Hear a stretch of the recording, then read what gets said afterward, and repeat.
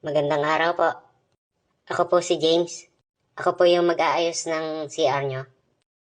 Ikaw pala yon. Sige James, umpisahan na natin. Ipasa mo na. Ang alin po? Yung mga gamit mo, ipasok mo na. Okay po. Ayan na po yung mga gamit ko.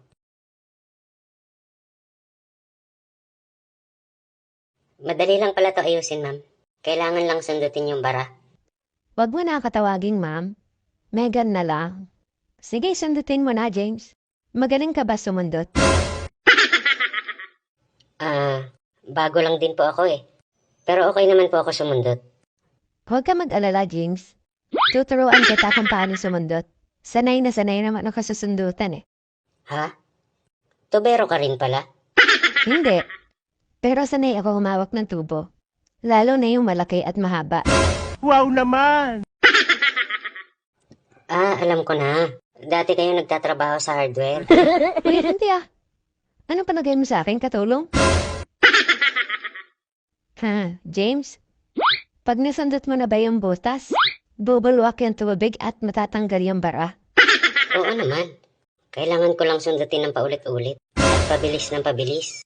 Para bumulwak yung naipon na bara sa loob. Para pag dumaloy ang katas, ang tubig, biglang tatalsik yung bara.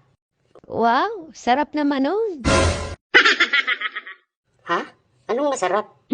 Di ba, pag natanggal yung bara, masarap sa pakiramdam? Siyempre naman. Lalo na kapag banayad yung pag-agos nung laman ng tubo.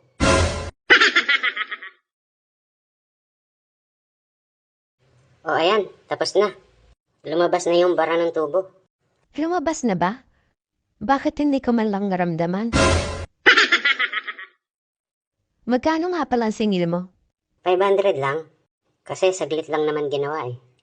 Kaso wala pala akong cash dito eh. Hindi kasi ako nakapag-withdraw. Pwede bang ikaw na lang gumawa ng withdrawal sa atin? Ha? Hindi ako marunong ng withdrawal na yun eh. Paano ba yan? Okay lang naman kung hindi ka marunong. Pwede naman sa loob.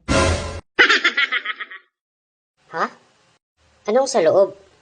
Hay nako, ikaw talaga. Wala kang kalam-alam. Pasensya na. Hindi ko kasi magets yung sinasabi mo eh. Sige, ganito na lang. Wala kasi akong cash na mabibigay sa iyo eh. Pwede bang linisin ko na rin lang yung tubo mo?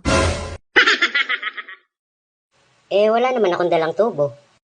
Ay nako, nakakainis ka talaga ng KJ mo.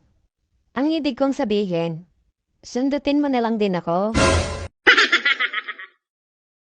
Hindi ka naman toilet bowl. Bakit kita susundutin? Ay nako, sige na nga, bumalik ka na lang mamaya. Babayaran na lang kita ng cash. Ang gwapo mo pa naman sana. Kaso ang hina ng utak mo.